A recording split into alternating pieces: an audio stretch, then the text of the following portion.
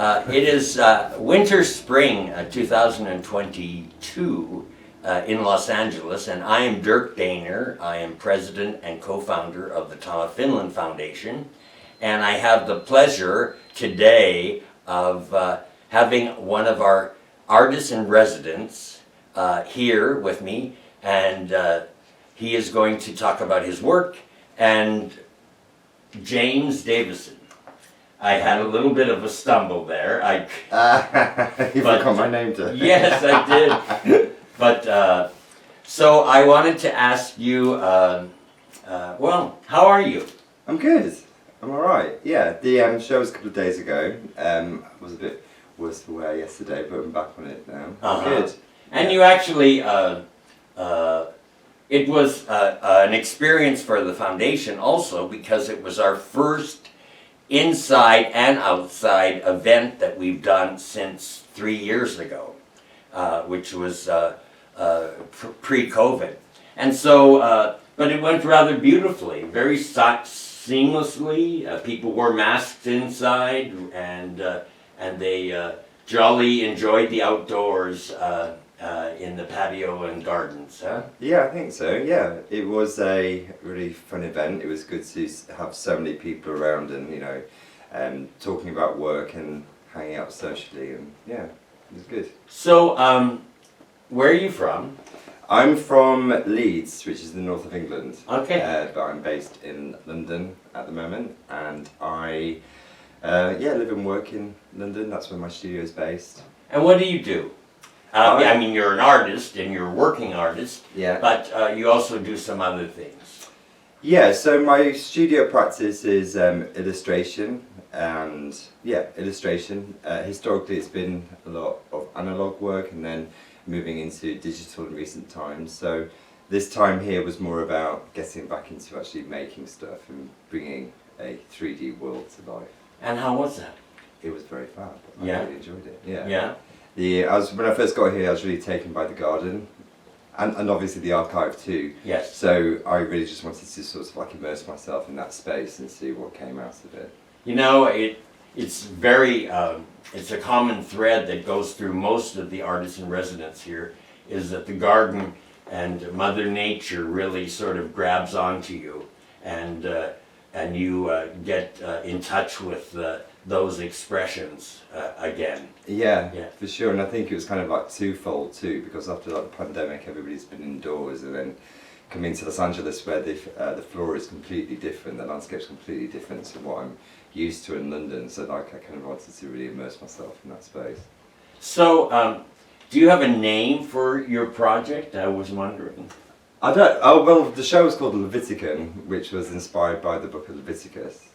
And that was an attempt to sort of explore themes within that book. So I suppose the show is still called Levitican. And the storyline that you were digging in? It was a book of rules and laws for living. So that talks about sexuality, also talks about diet, amongst other things. So I kind of wanted to pull these sexuality and food, or some kind of like other kind of sense together to build some kind of like narrative or way of talking about a subject. So we might as well look at one of your examples, one of your creations, and it is based on an animal. It is, yeah. So in Leviticus, shellfish is prohibited. And I always kind of sort of like been drawn to sort of like sea creatures. They look very otherworldly, and apparently, well, they are actually from a different world, really. But so this was kind of like focused more on the prawn. And the prawn, which is the shrimp in the USA. All right. So I wanted to start using this natural form as the base for wearable sculpture. And that was explored deeper in the life drawing session that we did. And so you had models wearing your prawn. Are they helmets? Yeah, so they essentially are helmets, they are wearable sculptures, but them actually being a helmet became kind of like secondary, and then when I was actually creating them, they started to feel like these half god, half animal creatures. So they're kind of more transformative rather than it being a symbol of war or armor. It's kind of more about a certain quality or a virtue. Yes. Okay, a virtue. Yeah. And so that you had an experience right in the middle. This was a new endeavor on our part to have an artist do something interact with the public in the middle of their residency. Yeah. And so can you tell us a little bit about that? Yeah, so the sculptures were the muscle morphs, I've called them, because they kind of remind me a bit of the xenomorph too from Alien. Mm-hmm. And they were made to be the starting point or the feature for a live drawing session. And I held that session in the studio space where I created the work. And what's always been in my head, I've always been interested in mythology and the stories around historical lore or religious lore. So when I was creating these sculptures, it felt really necessary for them to be showcased in that space and having people then respond to it as a kind of act of worship in some way. So the live drawing session is kind of linked to what I do in London. I do a project called Sketch Sesh, which is a collaborative project working with designers and artists. So it kind of makes sense to have that as like the feature for the midpoint project. And then so it worked. It really was. I really enjoyed it, and I think other people really enjoyed it too. We invited 6 artists in real life, and then we asked people from Zoom to join in. So people did seem to be really immersed in it. We got some fantastic drawings out of it. And that spurred you on to the second part of your residency. Yeah, so the second part was, when I first came here, I really wanted to be very instinctive. I wanted to be really immersed in the space and not think too much about what the end game was. It was more kind of like just finding yourself naturally responding to a very specific, iconic place. So the second project turned out just to be a collection, by collecting really of things that were around me. So I started laying out rolls of sellotape and then sort of like lifting things off the ground from where I was working. And then that kind of like felt a bit like cruising grounds where you have like this paraphernalia, sex paraphernalia, but then everyday paraphernalia that will be on the floor. And I kind of thought that's quite like an interesting way of just like lifting it up and then sealing it in this very sort of like naive, everyday way. It kind of feels like resin almost, like it's been preserved. Yeah, like a time capsule. Yeah, absolutely. And then there was lots of DVDs that Marcus left. So those were sort of things that were found. Yeah, and also sort of these like emblems and motifs of like new relationships that have been formed too. In regards to your process, you've spoken to me about allowing something different to come about here, as opposed to what you would traditionally do back in Britain. Yeah, so usually, or it's turned out to be the way that I always think about what it is, what the end product's going to be, and then I kind of like plot backwards. And I think that also comes from working on the computer a lot, because I do lots of work on like Illustrator and Photoshop and scanning in papers. Yeah, there is always an idea of what I want it to be, and then I kind of like work very religiously to work backwards, if that makes sense. Yes. So I know exactly what the end game is. But with this, it was kind of like more just feeling what was very natural. So I'm being very responsive to my environment, using what was available to me, and yeah, so like stuff like this was found or. Well, the first thing I think you dragged in from the street was a palm frond. Oh yes, yeah, that was it. Which we don't get those in England at all, and I was kind of like really taken back by how, because it was a very windy night, it was a really windy night, and it was kind of like the first week I was here, and I woke up in the morning and there was all like these beached sea creatures in the road, and I was actually really taken by them because they did look like animals. Yes. They did look like they'd been like a complete massacre on the street. Yeah. So and also when I was looking at them too, like the wood is just like, it was like this beautiful, deep, shiny, textured surface, and they were twisted, and they look quite marine-like to me. They do look like they've come from the ocean. Is sculpture one of your mediums that you work in? No, not really. Well, not for a long time, but I've really enjoyed it. I've really, really enjoyed it whilst I've been here. So, I'm getting that the time here is well spent, in that it's been another direction than you have been working in. You've been working in digital, and now you're back, and your hands are in analog, as far as we call it. Yeah, I think it has been very transformative, for sure, and I think it has given me lots of ideas for what I want to explore in London. Yeah, I was really curious, where do you have any ideas of where this will go from here? I think I want to carry on making these, and then I also want to think about making them bigger. So I'm interested in exoskeletons and making sculptures which are quite very, very large, and where somebody might actually just sit into them and then becomes part of it. So I am really inspired by Alien. Alien's like one of my favourite science fiction films, and I really like the idea of you creating like a big exoskeleton, marine-like creature that you can then, as like a human being, just like sit into and slip into.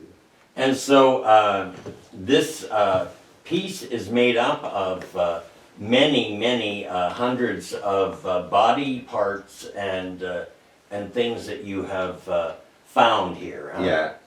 Yeah. So this actually is like foam board. It's tissue. It is masking tape, which has then been decorated and sculpted further using porn images. Porn. Oh my gosh. You found some porn. I found some porn here, yeah. And then I was just having like lots of fun with it. But collage is kind of like something that is, I've always enjoyed it, but it's never actually really been part of like my process. Part of a process, or as an end game, or as an outcome. It's always been something that I've done a little bit in the past, but I haven't really explored as a meaningful part of my studio practice. Right. But I did feel like this worked really well because there was, because essentially like collage is visual communication. You're using images, reappropriating imagery for your own message, and there's something quite remind me of like the hieroglyphs or picture messaging. So that and it felt quite, because I was like thinking about religion. I was thinking about I was thinking about symbolism and how we assign virtues or vices to animals and then use those animals as characters for God, where we believe in different things that we believe.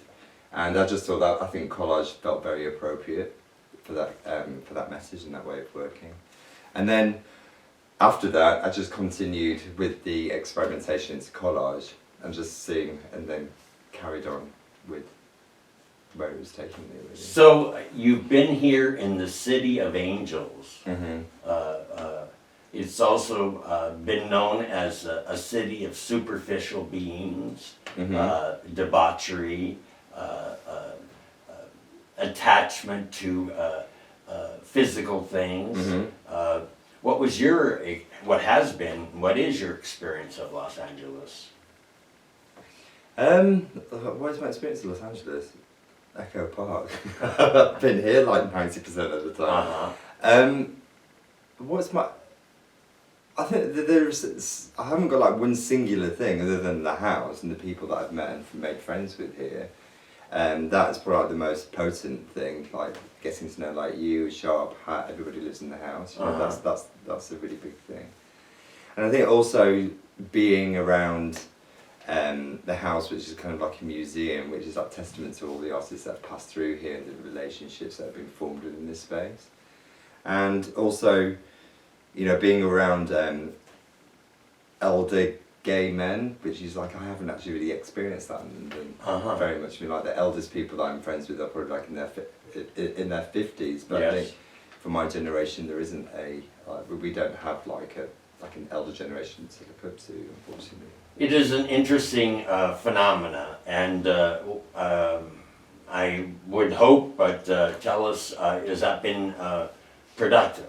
Yeah, for sure. I think, yeah, absolutely. No, but it's interesting to sort of like use those relationships and use those kind of like stories, and they filter into your work. Yes, and there was a generational breakdown that happened post-AIDS, and but I think that I'm just saying that art and our art, and I use that in a very plural way, work that is being created by the queer community, that it is a bridge to from generation to generation, and the foundation found that out, and we've been using it, and the artist residency program is certainly part of that. Yeah. Yeah. Yeah, and also sort of like seeing where Tom works too, and I think there's also a very, like Tom is iconic and very well known, and to be in the space where he works, surrounded by this fantastic art, and then also to have that kind of I don't know, that connection. You mentioned that he used to walk up the stairs to do his exercise, and then I really hated those stairs. They're bloody horrible. But and then also to be in his room, see where he works. The experience of the ghost in the house. Right. Like it's just this space has been sort of like very inspiring. I'll be very sad to leave. I have one question, and that is that you tend to have, like a raven, you have an attraction to sparkly things. Do you think? I've never thought about that. Maybe I maybe do like sparkly things. I don't know. Okay. I think they sparkle a lot more in this room than they do elsewhere. Well, they show well. Oh, thank you. Yeah, I really did like the idea of just like lifting things with sellotape and sort of like being more tactile, and it was like a real exercise in play. So, James, when you came here, you were planning on doing a sort of simulcast back to your student body in England of each step of whatever activity that you were involved in creating your work. Yeah. And so how did that turn out? It didn't turn out how I planned on doing it, because Instagram blocked me from doing live stories. So after the drawing session where we had the models, some of them had their pants off, their underwear off. So I thought I'd been alright hiding it with like emojis or blurring it out, but they still managed to block me. So if you don't do that in future, if you want to stay. But there was a reason. What was your professional, like a professorial position, in that you wanted to communicate something to your student body?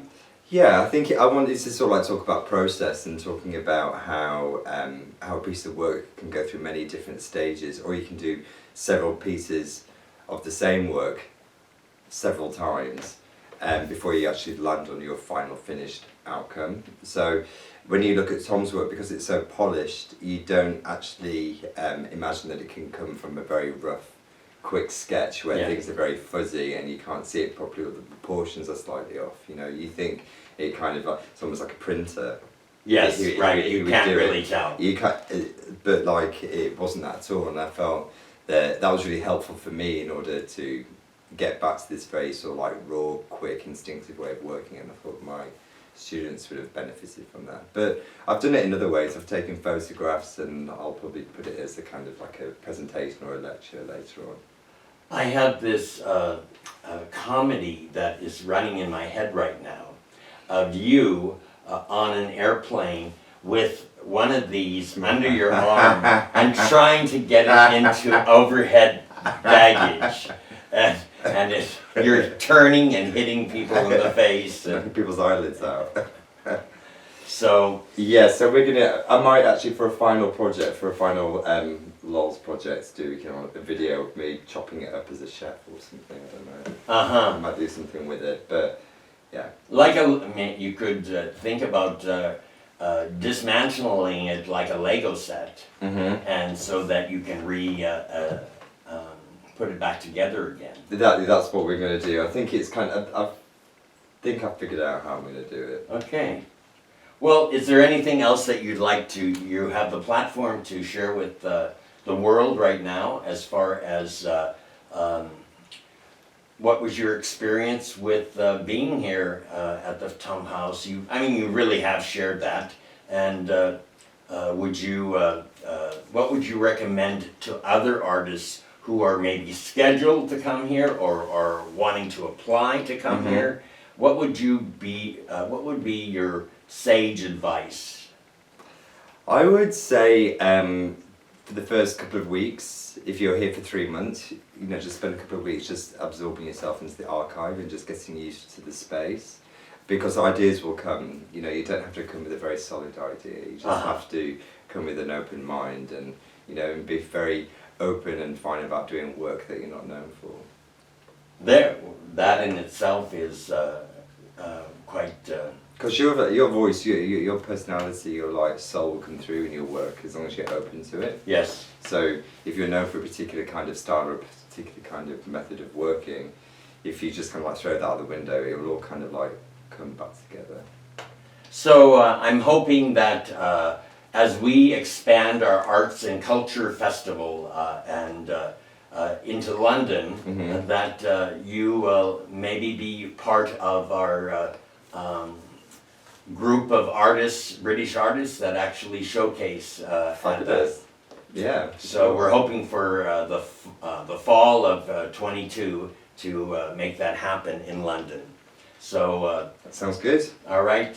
So on that note, we'll say adios, and until we see what James comes up with in his creative process next.